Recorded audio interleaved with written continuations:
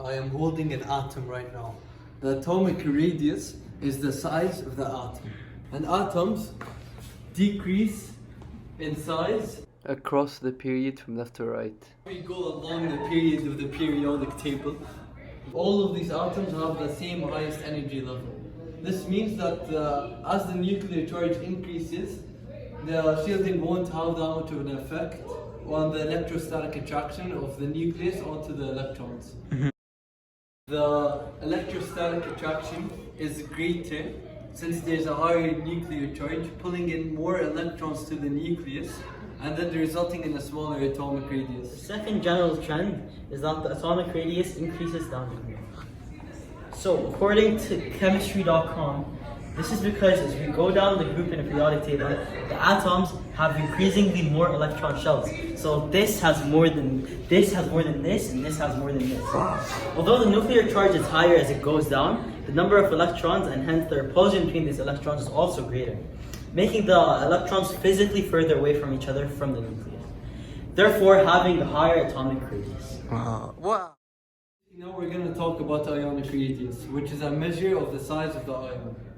A positive ion has a smaller radius than its atomic radii, and the negative ion has a larger radius than its atomic radii. Let's, for example, say this is an atom, and this is an electron roaming around the atmosphere. After that, the electron can join the atom, forming a negative ion.